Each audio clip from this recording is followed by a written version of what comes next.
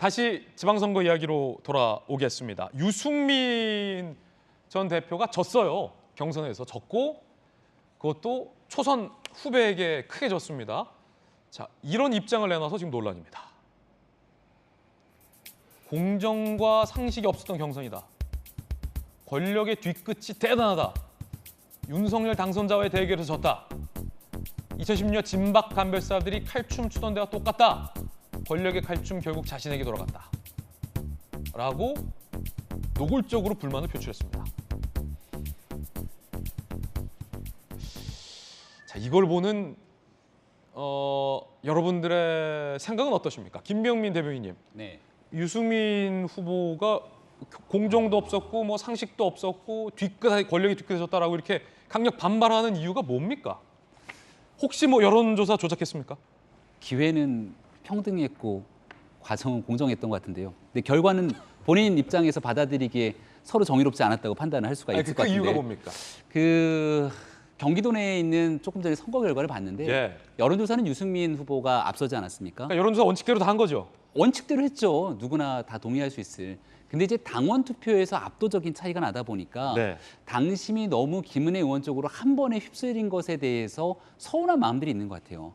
근데 이제 이 내용들을 우리가 돌이켜 보면 누군가가 오다를 한다 그래서 그 오다를 받는 정치를 하는 국면이 아닙니다. 만약 그런 일들이 진행됐다면 강원도에서 황상무 후보 같은 경우는 실제 선거 때 저희와 함께 토론 단장으로서 굉장히 열심히 했던 인사고 황상무 졌잖아요. 김진태 후보는 선거 때 열심히 노력했습니다만 경선 과정부터 윤석열 당선인과 긴밀한 관계는 아니었습니다. 예. 그런데도 선거 결과를 봤을 때 김진태 후보가 결국은 최종적인 뒤집었죠. 경선 결과에서 나오게 되고 대구로 내려가게 되면 홍준표 후보가 또 압도적인 승리를 거머쥐게 되지 않습니까?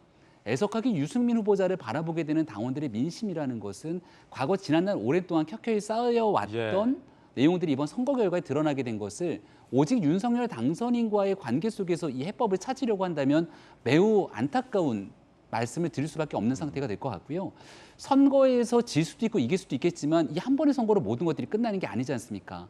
과거에도 유승민 후보가 청와대 얼라들 등에 대한 발언들을 쏟아내면서 우리 당 전체가 함께 나가야 되는 길보다는 너무 특정인들을 비판하면서 본인 정치에 몰입하는 것 아니냐는 비판의 소리도 있었습니다. 경기도 선거가 결국 녹록한 선거가 아니고요. 이런 상황일수록 오히려 중도층과 시민들에게 영향력을 행사할 수 있는 유승민 후보가 넉넉하게 김은혜 의원의 손을 잡아주고 어려운 선거에 김은혜 의원이 당선될 수 있도록 도움을 주게 된다면 그 다음 정계 은퇴의 길이 아니라 또 유승민 후보가 이 당의 새로운 지도자로 우뚝 설 수 있는 길에 당원들이 박수치지 않겠습니까?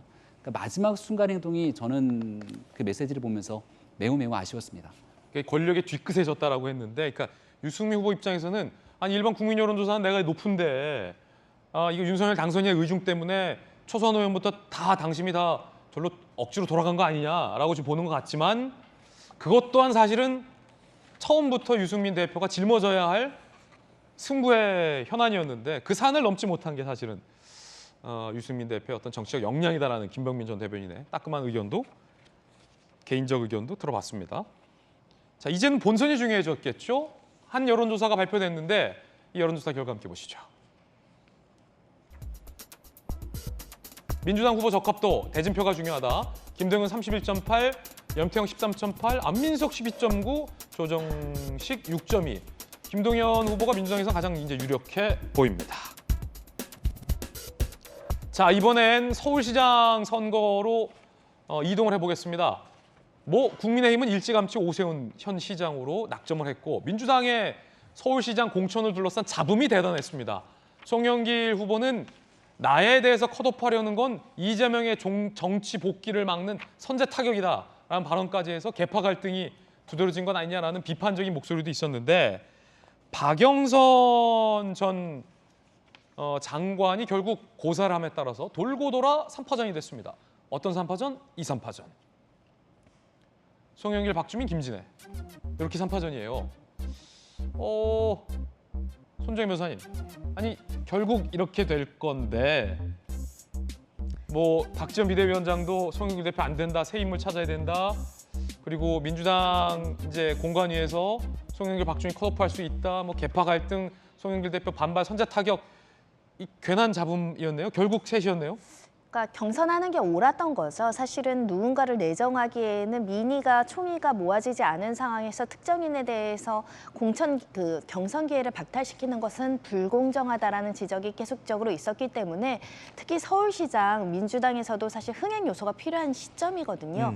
조금이라도 자극이 나거나 공정하지 않다거나 내부 반발이 있을 시에는 정말 더 어려운 선거가 될 것이 분명한 선거이기 때문에 일단은 경선을 하는 것으로 이제 결정한 건 다행으로 보이는데 이 흐름과 바람 그리고 쇄신 아까 보시면은 좀 국민들은 새로운 변화된 새로운 인물을 좀 갈구하는 측면이 있어 보이거든요. 김동연 총리 이야기를 하는 건데 그런 측면에서 경선 과정에서 새로운 인물들은 아니지만 새로운 어떤 아젠다 그리고 새로운 민주당의 모습을 보여줄 수 있는 경선을 치러야만 승산이 있지 않을까 합니다. 왜냐면 지금 이 3샷, 그러니까 손정희 변호사님까지 4샷인데 4샷 중에 손 변호사님이 가장 참신해요. 3샷은 원래부터 나왔던 분들이라 이분들도 대단한 분들인데 그러니까 참신성만 놓고 본다면 이 민주당 지도부 입장에서 전재수 의원이 백방으로 지난주에 나와서 백방으로 딴 사람 찾고 있다라고 얘기할 정도로 참신성 부분에서는 좀 뭔가 새 인물을 찾는 데 어려움이 있었다. 이런 뭐 현실적인 문제도 고려된 것 같습니다. 자, 이번엔 대구로 가보겠습니다. 말도 많고 탈도 많았던 국민의힘 대구 경선에서 홍준표 의원이 뭐 압승을 했어요. 49.46. 페널티 많이 깎였는데 적용 전에도 54.9. 과반이 훨씬 넘게 대구 시민들이 뭐 홍준표 의원을 낙점했고 박근혜 전 대통령이 유영하 변호사를 응원했지만 안 먹혔다. 박심이 통하지 않았다. 이렇게 되면 민주당에서는 일찌감치 서재현 후보, 자, 우리 또 돌직구 출신인데 서재현 후보와의 대결이 확정이 됐습니다. 자, 홍 의원 특유의 화법, 박심 팔고 윤심 팔고 하던 경선을 무려 23% 차로 벌렸다. 본선도 압승할 거다. 대구 사투리는 아니지 부산 사투리는 좀 헷갈립니다만 이런 말도 했습니다. 홍준표 후보 이야기 들어보시죠. 경선 과정에서 도와주신 많은 분들에게 감사의 말씀을 드리고 그리고 앞으로 본선에서 승리하게 되면 대구 미래 50년 준비에만 4년 동안 박차를 가하도록 하겠습니다. 경선 하셨던 그 후보님들한테 하신 말씀 있으면? 없습니다. 경선 후보에게 할 말 없습니다. 단호해요. 솔직하고 없다 했습니다. 강원으로 가보겠는데 강원도 스토리가 재밌어요. 처음에 국민의힘에서 황상무 후보를 전략 공천했다가 김진태 후보가 반발하고 사과해서 경선했는데 결과적으로 김진태 후보가 58.29로 또 압도적으로 강원도지사 후보로 확정이 됐어요. 이 강원도지사 선거 만만치 않아요. 민주당에서 우리 전재수 의원과 너무나도 가까운 이광재 의원이 민주당의 강원도지사 후보로 일찌감치 나섰기 때문에 김진태, 이광재, 김진태 강원도지사 선거 굉장히 미니 대선급의 박빙이 됐습니다. 두 후보 이야기 한번 들어보시죠.